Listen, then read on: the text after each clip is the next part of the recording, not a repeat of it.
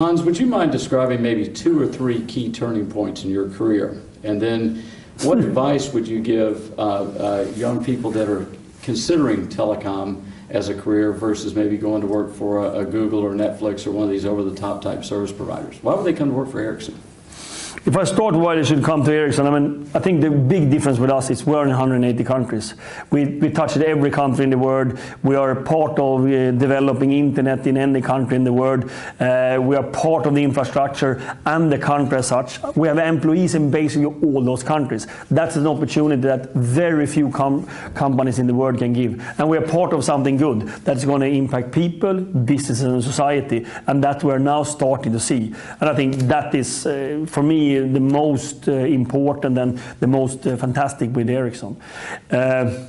Turning points in my career, I'm not sure, I have a very simple career. I worked for Ericsson in all my life. I've never done anything else. So I think that not many turning points there. Of course, I have changed jobs several times. I've lived in 7 different countries. I have worked with anything in the company except for R&D. I started checking travel expenses. I think that the best learning I have so far is that you choose your manager equal much as the manager is choosing you. And I've learned a lot of the manager I've chosen. Maybe they have not been the best, but they have been in a way that I can learn from or getting more responsibility. And I think that has been, for me, a fantastic journey in this company and the possibility to work with everything in all these different markets, from China to US to Brazil, Mexico. I lived in all of them and worked with the Ericsson culture. I think it's an unparalleled opportunity you have as a person, as an individual, to work for this company. And I think that I've been very fortunate to end up where I'm ending up right now, leading the nicest and best company in the world. And again, what advice in terms of, or what skills do you think are going to be in most demand over the next 10 years in this network society? It's a couple of things. First of all, you can go into domains, and of course, we are getting much more into software, so software skills is important.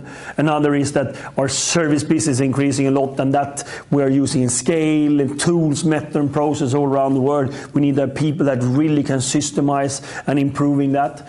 But finally, we need all. We need all diversities. We need all backgrounds, all type of people in this company. We need people that are entrepreneurs. We need people that are very focused on standard processes. We need people that are thoughtful. We need people that are action-oriented. We need all the genders, and all the nationalities. This is a company of super diversity. We need everything, and everybody has a place in the company. And that, I think, is the most great of it. Look at me. I'm here.